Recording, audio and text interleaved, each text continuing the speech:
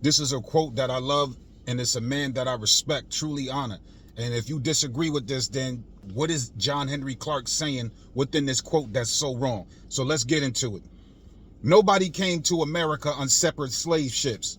The slave ship that left Africa and put some people down on the island called Jamaica, and they became Jamaicans. They put some people down on the island called Trinidad, and they became Trinidadian, and came to a colony that would later be called the United States, and they became Americans. Away from Africa, you were transformed into something you would have never been had you been left in Africa. You took the attitudes of your oppressor and began to separate yourself from other Africans who were put down in different places and suffered a variation of the same experience. And because we could not come together as one, we have fought the longest revolution of any people in the history of the world.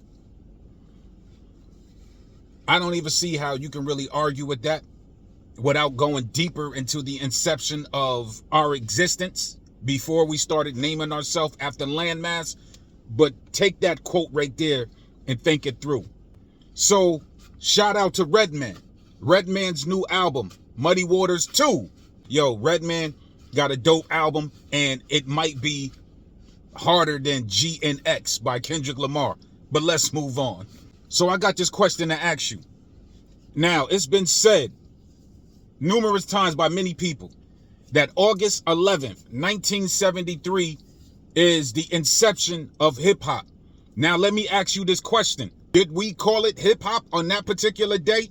Or was it just a block party, a community party? I'm going to answer that for you. It was a block party, a community party. And a community party would be those of that particular community came to see this block party or this event that DJ Kool Herc was DJing at the time. You have to visualize and say to yourself like, yeah, that couldn't have been hip hop because it was a block party. This is still the formation of it. This is the making of it. So as time goes on, I'm quite sure Kool Herc probably did more block parties within 74 and 75. I think he was DJing at venues. DJ Grandmaster Flash, he came through. He bigged up Kool Herc. Grandmaster Flash contributed to that.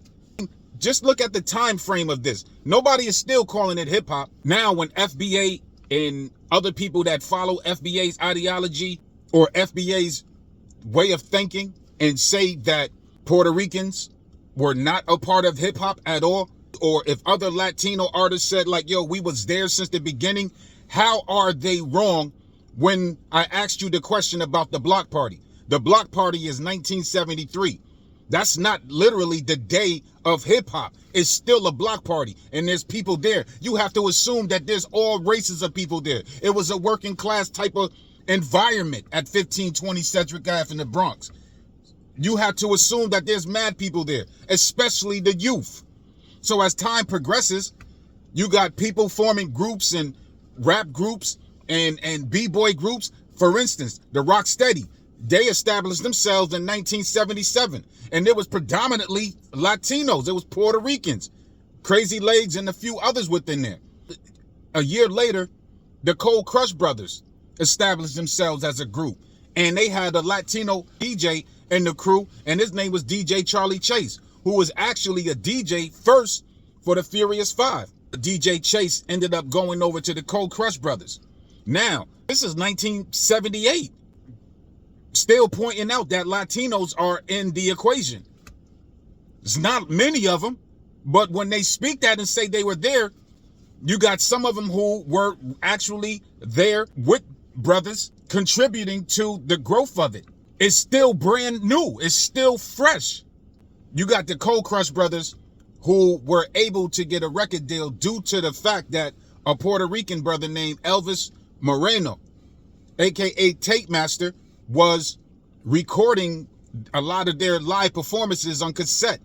I just have to point out that right there was a Puerto Rican present helping the Cold Crush Brothers out. Not only that, there was a Latino brother, Puerto Rican brother within the group of the Cold Crush right there.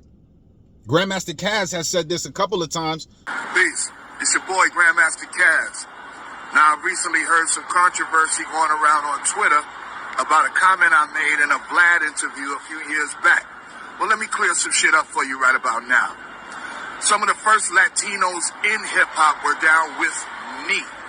Disco Wiz, Charlie Chase, Joe Conzo, the man who took hip-hop's baby pictures, Prince Whipper Whip, okay? All Latinos, all part of my crew, okay? So there's no way that I could talk about there not being a Latino presence in the culture of hip-hop.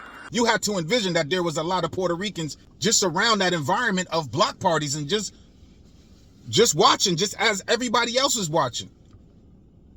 And when I say everybody else, West Indians, whoever was there, they was watching.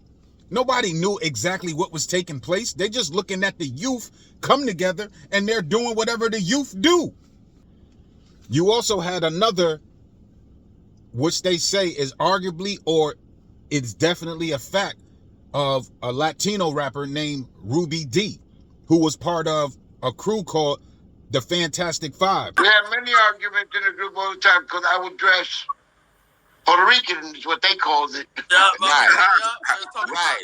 And what was that? What was you wearing that they would call Puerto Rican and they didn't like you? Like that mesh I've never been into sneakers too tough. And jeans, I like slacks. I like button-down shirts and things like that.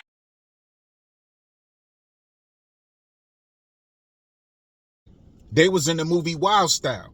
They was battling against Cold Crush Brothers. See, I told y'all. Now y'all believe. Look at that dude. That dude look too mean. Well, I'ma tee. I'll dog my face. I wanna get you on a quarter beat, Charlie Chase. Cold Crush. Charlie Chase, as cute as could be, you sell your soul to the devil to play like me. Well, I'm the R. Ruby D. And you got a lot of nerve. When you play against me, you know you're gonna get served. Cold Crush. Shady L, the Lords of Lords and Ruby D, my man, your shit is on the board. So there goes that element of hip hop, battling.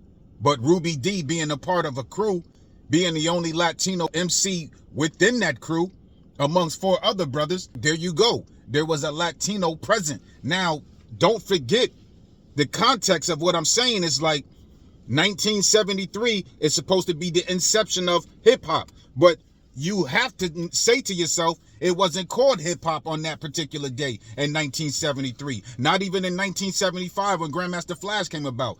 But look at the short time period. From 73 to 74, 75, Grandmaster Flash comes in. There was things still taking place in 76, 77. You got the Rocksteady crew. Next year, you got the Cold Crush Brothers coming through. The Sugar Hill Gang. Now, they was put on by a black record label. This was in 1979. Now, this is only 6 years later after the block party from 1973. We only 6 years in. In 1979, Sugar Hill Records put out a song called Rapper's Delight. And it blew up. It did very well. A year later, in 1980, you got Curtis Blow. Curtis Blow was the first commercial rapper with major success on a major label. Now, this is 1980. This is 7 years from the inception of hip-hop, August 11th, 1973. But Curtis Blow blew up on the label that was ran by white people. So I say all this to say the reason why I'm bringing in white people at the same time is because we have a problem with Latinos saying that, or there are people who have a problem with saying that Latinos were a part of the growth, or they were there in the beginning, whereas it's an actual fact they were there. You can't even, but you really can't point out the beginning if we just talking about the inception of hip hop. If you're going to start from a block party, then you have to say like, yo, it had to be Latinos there. It had to be Jamaicans there. It had to be many people there. Now let's move on. Curtis Blow eventually put out the Fat Boys. Now this is in the early 80s. You got the Fat Boys, who were 2 black men and a Spanish brother or a Puerto Rican brother, Prince Marky D, rest in peace. Buffy or Buff, rest in peace. They debuted in 1983. Now this would be 10 years later. And they was on the label. They was on Polydor, I think Polygram. They was on a few labels, but these were ran by white people. These were ran by white people. White people seen that this art form was profitable. So they capitalized off it. Now, I'm not even trying to be funny by pointing it out, but I'm just saying certain people attack the Puerto Ricans that contributed to it, but they overlook those at the same time who was financially capitalizing off it. Whereas the black folk and this Puerto Rican folk were just creating art form and just going along with the process and just seeing where it goes, seeing where it lands, and collecting dollars here and there. Like, for instance, the Cold Crush brothers had a battle with the Fantastic Five, and they got $1,000. So it's 5 people in the group. That's $200 apiece. Meanwhile, record labels is making way more than that. Just think about what I'm telling you. And then in 1984, you got a movie, which would be the following year after the Fat Boys. You got a movie called B Street, which was produced by Harry Belafonte, which the author of the Village Voice article, who wrote about hip hop and who interviewed Kool Herc and Grandmaster Flash and Bambaataa at that time, he sold the story. Now look at that. The white author sold the story to Harry Belafonte. Harry Belafonte bought it, and he bought the ideal over to Orion Films. Orion Films, I'm assuming these white people did their research and seen that, oh, it's profitable. They probably looked at the Fat Boy's success. They probably looked at Curtis Blow's success. And they probably looked at the Sugar Hill Gang's success with the song Rapper's Delight. They were seeing success, and they were seeing that there was money to be made. But I'm pointing this out just to show you that even within the movie of B Street, there was black and Latino people there. You had people in the hip hop industry like Biggie, who mentioned Raymo, who was a character in B Street, which is a Spanish dude. You had Razkaz, who mentioned B Street, Jay Electronica, who mentioned the movie B Street. You had quite a few rappers who mentioned the movie B Street. This is how relevant it was. This is how important it was to us as we came up. When B Street dropped, I was probably 12 or 13 years old. I don't even know nothing about racism. I don't even know nothing about the N-word. But what I was enjoying was the hip hop I was listening to. Just to add another element to it, you had the group Full Force. Y'all know Full Force from House Party. They was the Bullies, but they're also an R&B hip hop type of group. And they from Brooklyn. And they was doing their thing in the early 80s. They were introduced to Lisa or Lisa Velez, who was Latino. They did the song, I Wonder If I Take You Home, which became a huge hit, which is still a huge hit to this day. So here you are, you got brothers who dibble dabble in R&B and in hip hop, working with a Latino artist in the early 80s. Now, mind you, this is all taking place within a decade to 12 years later after the inception of what is supposed to be the birth of hip hop on August 11th. So when you hear Latinos say they've been there from the beginning, you can't say they was lying. They've been there like since the birth. It was like, yo, it's like saying your father has always been there. He's been there since you was a baby. You just didn't know that he was there because your mind wasn't focusing in on this is your father until you became aware that this is your father and that he's always been present. That's how their existence was. They was there since the infancy stages of hip hop.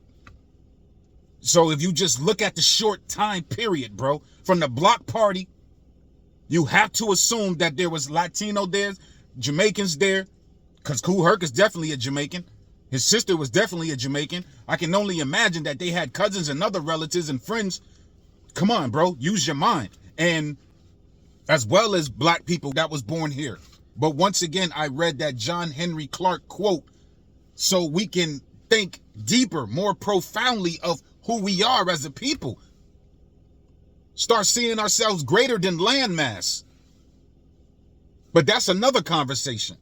So I just basically wanted to throw that out there. There's going to be those who argue with me, but there's going to be those who are going to do research and just see for yourself and think logically. Sometimes you just got to be logical. But when you got this hate and this xenophobic mentality, you don't give a fuck about that shit. You don't want to research. You rather follow the person, or you rather believe the words of somebody telling you like, nah, this is how it is. And some of these people not even from New York. And that's a major problem too. Let some of those people from New York in that particular area tell the story. It's not a bad story. It's not a bad story about the origins of hip-hop. When you see Latino and black people trying to work together, it probably wasn't many, because you got to think about the racial indifferences that's being taught through what Dr. John Henrik Clarke said in that quote that I took from the beginning. So you're going to have a mentality of like, yo, I hate you. Man, I hate you type shit. But when hip-hop was developed, it was being eliminated. But now that we're back here saying, y'all ain't a part of this. Nah, we did part of this. Like, yo, y'all ain't shit. Yo, why y'all got to be like this? Now it's coming back in full circle. Now it's coming back to the surface. Now it's coming back to a point where, yo, that shit is just totally unnecessary. We ain't have to be here. We ain't have to go here, man. We didn't have to go here.